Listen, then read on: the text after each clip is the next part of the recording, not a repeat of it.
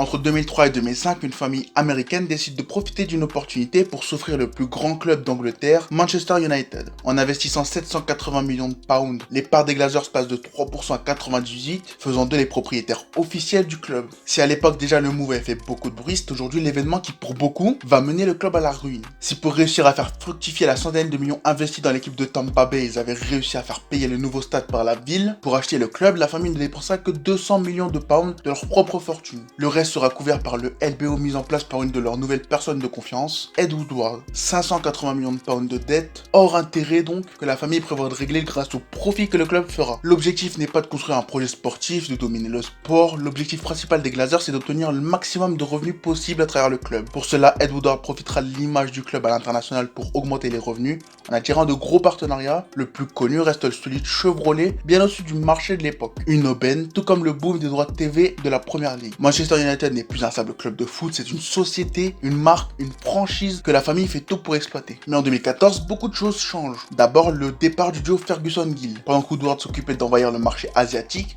le duo réussissait à obtenir le maximum de leur effectif, remportant de nombreux trophées, faisant de Manchester United l'une des meilleures équipes d'Europe et d'Angleterre. Dans le même temps, la famille Glazers perd le chef de famille et doit tout restructurer. Woodward retient plus de pouvoir dans le sportif à une époque où les prix sur le marché commencent à exploser. Moyes remplace Ferguson et c'est ainsi que commence la descente aux enfers. Woodward ne connaît quasiment rien au foot et enchaîne les erreurs. Moyes vit mal l'ombre de Ferguson et tente d'asseoir son autorité à tout prix, et la seule recrue de l'été ne s'appelle pas Fabregas ou Thiago, mais Fellaini. C'est comme ça que les résultats de la franchise United commenceront à dégringoler, permettant à City et son projet solide de récupérer le trône en Angleterre. Aucun réel projet sportif n'est mis en place. Woodward, banquier d'affaires rappelons-le, fait exploser la masse salariale avec notamment le deal honteux Alexis Sanchez, tente de retrouver l'identité britannique du club en surpayant Maguire et Wan-Bissaka, ne respecte aucune demande des coachs, mais ses résultats économiques lui permettent de rester en place. En 2016, Manchester United devient le premier club à dépasser le milliard de revenus, avant en 2019 d'atteindre son pic autour des 600 millions. Des sommes records qui permettent au club de réaliser des profits, aux Glazers de récupérer leurs dividendes et de vendre certaines actions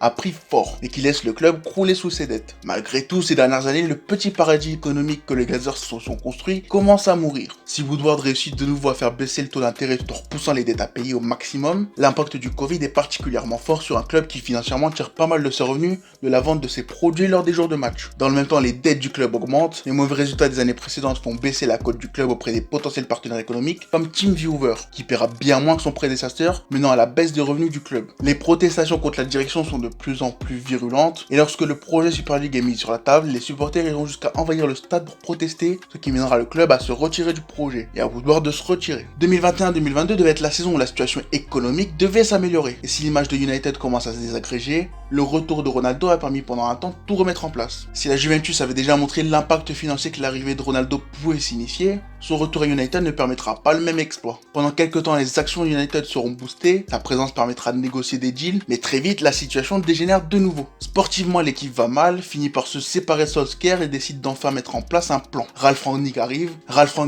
fait un état des lieux, conseillera le club à travers sa société pour permettre au club de reprendre de l'envergure. Manchester United ne doit plus dépenser pour maintenir une image en vie, il doit s'en construire une plus moderne. Mais tout ne se passe pas comme prévu. Que ce soit les accusations concernant les violences conjugales entourant Greenwood, le départ de Woodward, un Ralf Rangnick entraîneur qui ne réussit rien, un groupe de joueurs apathiques qui enchaînent erreur sur erreur, la non-qualification en Ligue des Champions, ou les envies de départ de Ronaldo, difficile de savoir quel problème est le plus grave pour United cette année. Rien ne va plus. Aujourd'hui, Richard Arnold et John McAdoo se partagent les pouvoirs de Woodward, Ten Hag a été nommé entraîneur et pour l'instant, difficile de se projeter dans le futur. Tous ces problèmes n'auront pas empêché la famille Glazers de prendre ce qui devait être 33 millions de dividendes, sûrement pour se récompenser après de tels exploits. Les relations entre les supporters et les propriétaires sont rompues, la plupart des fans veulent une vente, mais difficile de croire qu'un changement de propriétaire sauvera le club. En 17 ans, la valeur du club a quadruplé, les Glazers en voudraient 2 à 4 milliards, mais cet investissement n'est que le début des problèmes. Le club a plus d'un demi-milliard de dettes, le stade n'a subi aucun aménagement depuis 2005 et doit absolument être renouvelé pour pouvoir augmenter les profits ou même résister à la compétitivité de ses rivaux, comme le Real et Barcelone sont en train de faire. Selon certaines sources, les rénovations seraient tellement chères qu'une reconstruction serait plus bénéfique, mais difficile d'imaginer les Red Devils sans leur théâtre des rêves. Une addition bien salée déjà, à laquelle on peut ajouter le mercato à financer chaque saison. Bref, la vidéo est sacrément longue si j'ai rien coupé, mais tout n'a évidemment pas été dit. Le plus intéressant reste cette information. Si tout le monde sait qu'Abramovich ou le Cheikh Mansour ont sûrement dépassé le milliard d'investissements, côté United, on estime que le club s'est vu amputer d'à peu près la même somme de la part des Glazers. Une anomalie qui malheureusement ne s'arrêtera pas d'ici tôt.